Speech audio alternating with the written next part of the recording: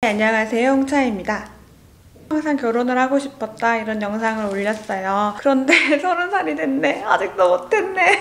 쉽지가 않죠? 쉽지가 않은 것 같아요. 제가 가정을 꾸리고 싶은 거 아이를 저 둘은 낳고 싶거든요. 지금까지는 뭐 이래서 저래서 하고 싶었다라고 얘기를 했으면 제가 어떻게 살아왔는지 그냥 조금이나마 이야기를 드리고 싶어요. 어떤 사람이든 자기가 어떻게 살아왔느냐에 따라서 가치관이 많이 형성이 되니까요. 저는 어렸을 때 부모님이 이혼하셨어요. 뭐 요즘 이혼이 흔하니까 그렇게까지 뭐 특별한 일은 아니지만 저와 제 동생은 여자인데 아빠와 함께 살게 됐습니다. 그 당시에 아빠가 돈이 많이 너무 없었어요. 너무 가난했고 좀 그렇게 살았죠. 저희 지금 아버지께서도 그때 시절을 회고하면 미안하다고 말씀을 하시거든요. 부엌에 바퀴벌레 약을 뿌려놓고 자면 바퀴벌레가 몇십 마리가 죽어있었어.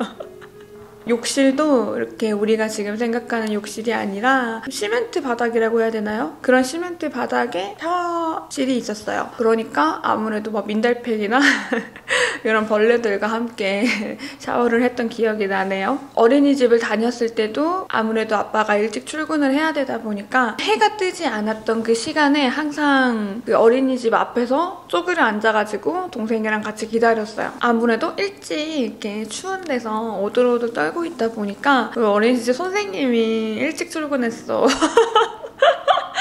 지금 생각하면은 너무 미안한 일이죠. 여전히 그 선생님 얼굴이랑 그 선생님이 저희를 봤을 때 놀라서 얼른 문을 열어줬던 모습들이 기억에 남아요. 근데 뭐 그 당시에 이제 제가 제일 의지를 했던 건 아무래도 제 동생이고 제 동생도 저를 많이 의지를 많이 했겠죠. 그래서 제가 한 8살? 약간 이때부터 밥을 좀 해서 먹었어요.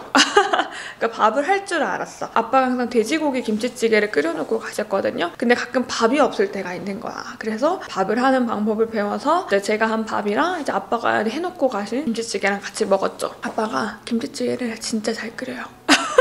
지금도 한 번씩 동생이랑 저는 계속 해달라고 합니다. 이렇게 먹을 게 많고 할 줄 아는 게 많아도 그 아빠의 김치찌개는 진짜 맛있어요. 그래서 저는 생각해보면 초등학교 때부터 냉동식품 뭐 이런 거에 좀 익숙했던 것 같아요. 아빠가 요리를 해주기에는 너무나 바빴고 그런 여력도 사실 되지 않았으니까 시간이 지나서 얘기를 하면은 아빠가 정말 힘들었었다고 얘기를 해요. 자기가 책임져야 하는 아이들이 있다 보니까 근데 그 아이들한테 잘해주지 못하는 것 같아서 아빠는 이제 자기의 친구, 뭐 취미생활 이런 거를 다 포기하시고 저희를 키우는데 이게 눈물이 나냐. 이제 친구나 취미생활을 다 포기를 하시고 저희를 키우는데 되게 전념을 하셨어요. 그리고 이제 아빠가 쉬는 날이면 저희랑 무조건 여행을 가거나 아니면 어디를 같이 놀러를 가거나 그렇게 했습니다. 그래서 사실 아빠랑은 전국에 안 가본 곳이 없을 정도로 정말 많이 다녔어요. 우리 아빠에게는 그게 사랑이었고 책임이었다고 생각해요. 아빠가 되게 얼마나 좋은 사람이었냐면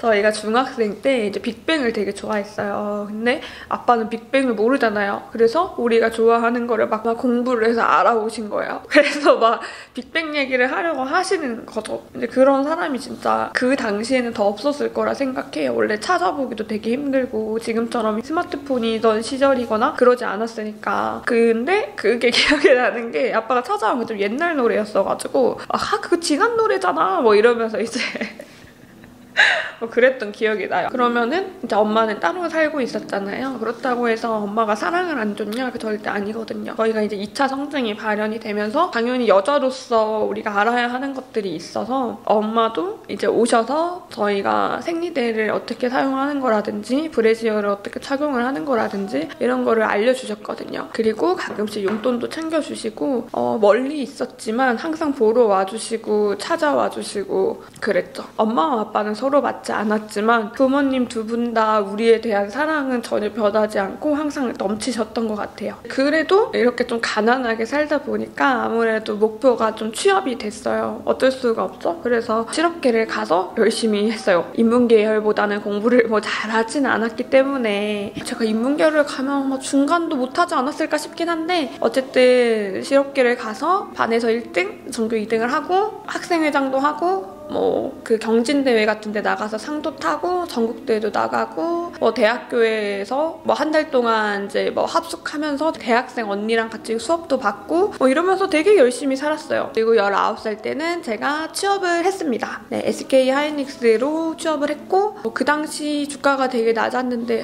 그때 주식을 사놨어.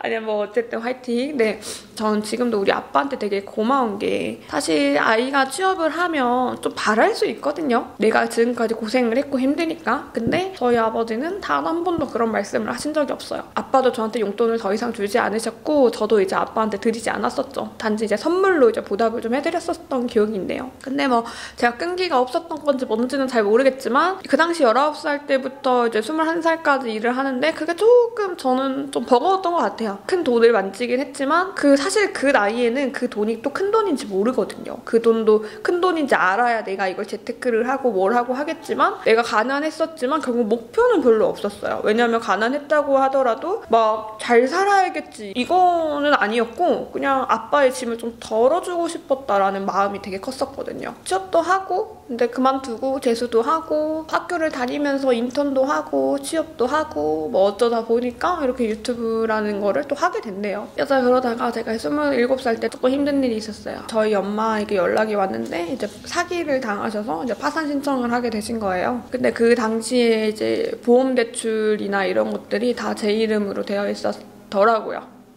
급하셨던 거겠죠? 네, 그래서 그게 이제 제 걸로 딱 돌아왔을 때 그 금액이 한 4,300만 원 정도 됐는데 죽겠더라고요. 대학교도 아빠가 공부를 할 때만큼은 자기가 지원을 해주고 싶다라고 하셔서 대학교도 아버지가 돈을 내줘서 다녔거든요. 대학교 생활하면서도 제가 총학생회 하고 막 그랬어요. 그 돈으로 용돈을 또 하기도 했지만 어쨌든 아빠께서는 공부할 때만큼은 자기가 도와주겠다. 그 이후엔 알아서 해라. 뭐 이러면서 그렇게 막 저가 빚을 지면서 학교를 나오거나 하진 않았는데 당장 4,400만 원이라는 돈이 어깨에 탁 짊어지니까 죽겠더라고요. 그리고 이제 내가 진 게 아니잖아요. 내가 진 게 아니다 보니까 너무 갚기 싫어서 막 미뤘어요. 그때도 유튜브를 하고 있을 때였는데 거의 매일 술로 보냈죠. 안 그래도 술을 좋아했는데 그래도 원래는 즐겁게 술을 마시는 타입이었는데 그때는 정말 힘들어서 술을 많이 마셨던 것 같아요. 근데 이제 뭐 매일 나가는 이자를 보니 미룰 수 없지. 미룰 수 없어서 열심히 갚아서 제 29살 1월에 이제 다 갚았어요. 적금 들었던 것들 다 깨고 보험 오래 들었던 것도 해지가 됐을 때 돈이 좀 나오는 거면 다 해지를 해버리고 뭐 이런 식으로 좀 열심히 갚았던 것 같아요. 이거 아빠가 보면 안 되겠네. 모르거든요. 엄마는 지금 막 돈 생기면 저한테 보내주시고 그래요. 미안하다고. 뭐 하다가 보니까 엄마 아빠가 재혼을 하셨어요. 20년이 지나서 그런가? 서로 미워하는 감정이 많이 사라졌었나 봐요. 다시 살게 되고 저도 19살 때부터 혼자 살았었는데 가족과 함께 살게 됐습니다. 그래서 지금은 전 캥거루족이에요. 지금도 똑같아요. 저희는 가족끼리 한 달에 한 번은 여행을 가고 꼭 특별한 날이거나 아빠가 오래 쉬거나 하면은 어디 놀러를 가고 주말마다 같이 외식이나 저녁을 꼭 같이 먹고 이렇게 좀 화목하게 지내고 있습니다. 저희 아빠는 집안일을 항상 하셨거든요. 저희가 어리다 보니까 항상 집안일을 도맡아서 하셨었는데 이제 크고 나서는 내가 하겠다 해서 아니야. 여전히 아침을 챙겨주십니다. 미안. 아무튼 이제 엄마가 오시고 나서는 엄마가 집안일을 많이 하세요. 왜냐면 엄마는 돈을 안 버시고 계시니까. 그래서 언제 한 번은 힘든 것 같아서 힘들지 않냐 엄마한테 물어봤더니 엄마가 그런 얘기를 하더라고요. 지금이라도 할 수 있어서 너무 행복하다고. 이 말을 들으니까 그런 생각이 나더라고요. 저희 아빠한테도 물어봤거든요. 사실 이제 친구도 없고 우리를 위해서 인생을 바쳤는데 근데 아빠께서는 그렇게 말씀해 주셨어요. 우리가 없었으면 자기는 떠도는 인생을 살았을 거다. 책임지고 삶을 살게 해줘서 고맙다.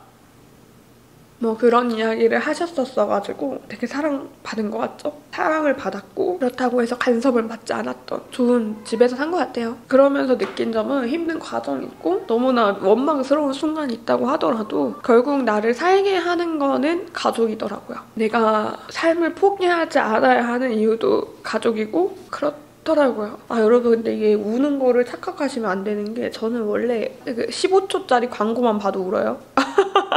결국 가족은 제 마음이 무너지지 않게 하는 원동력이더라고요. 그래서 행복한 일에 그 누구보다 행복해 해주고 슬픈 일에 그 누구보다 슬퍼해주고 내가 울면 같이 울어주고 화낼 때 같이 화내주는 사람이 가족이더라. 기억나는 일화가 하나 있는데 초등학생 때 제가 자전거에 동생을 태웠다가 저가 먼저 내리는 바람에 동생이 넘어져서 철문 모서리에 머리를 박은 거예요. 근데 어떻게 해야 될지를 몰라서 그냥 피만 맞고 있었거든요. 아빠한테 그 말씀을 드렸는데 정말 운이 지지롭게도 아빠가 그 당시에 교통사고가 났던 거예요. 그래서 치료를 받아야 됐는데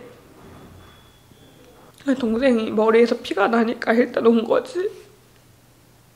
아무튼 이제 저도 돈을 벌고 있잖아요. 제가 이렇게 돈을 벌다 보니까 느끼는 건데 와, 솔직히 남한테 100원 쓰는 거, 1000원 쓰는 것도 아까울 때가 많더라고요. 근데 이게 저희 아버지는 지금도 여전히 나이가 30 먹은 딸한테 맛있는 걸 사주고 맨날 같이 제가 좋아하는 거 사다 주고 지금도 이렇게 막 기름값 충전해주시고 너무 대단한 거야.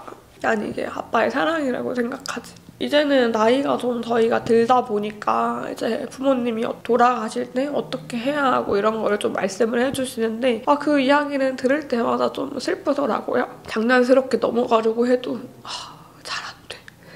저는 그래서 가족이 너무나 소중하고 너무나 중요한 관계라고 생각해요. 나한테는 적어도 그래요. 그래서 가정을 꾸리고 싶은 게 가장 큰 거고 나 닮은 아이 낳고 책임감 있게 살고 싶어요. 아직은 제가 겪어보지 못한 영역이니까 우리 부모님처럼 잘 사랑주고 살고 싶어서 가끔 댓글에 제가 어떤 누군가를 혐오하거나 싫어한다 이런 댓글들이 달리더라고요. 근데 사실 저는 생각해요. 제 영상 많이 보신 분들이라면 절대 그렇게 생각할 수 없어요. 저는 남녀를 불문하고 그냥 예의 없는 사람들을 굉장히 싫어하는데 사실 그렇게 댓글을 다는 사람들이 예의가 없죠. 그런 사람들 싫어해요.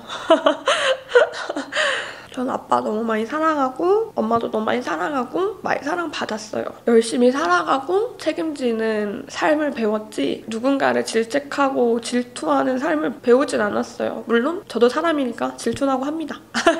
어쨌든 저는 부모님 사이에서 태어났고 누구 한 명을 더 싫어하고 혐오하고 미워할 이유는 없다고 생각해요. 저 풍족하진 않은데 저 그래도 나름 행복하거든요. 서로 너무 미워하지 않았으면 좋겠어요. 그냥 서로를 너무 미워하는 게 당연해져 버리는 것 같아서 그러지 않았으면 좋겠어요. 서로 돌보고 분명히 서로 약한 점이 있고 강한 점이 있을 거란 말이에요. 그거를 보완하면서 살았으면 좋겠다. 그러니까 그래서 저는 제 가정을 꾸리고 싶어요. 그걸 원하기 때문에. 물론 지금 결혼을 못하는 건 좀 별개의 이야기고요.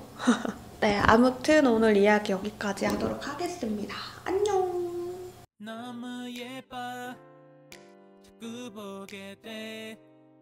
네 눈, 코, 입부터 목소리, 눈웃음까지 심장이 나대 볼 때마다 너무 짜릿해.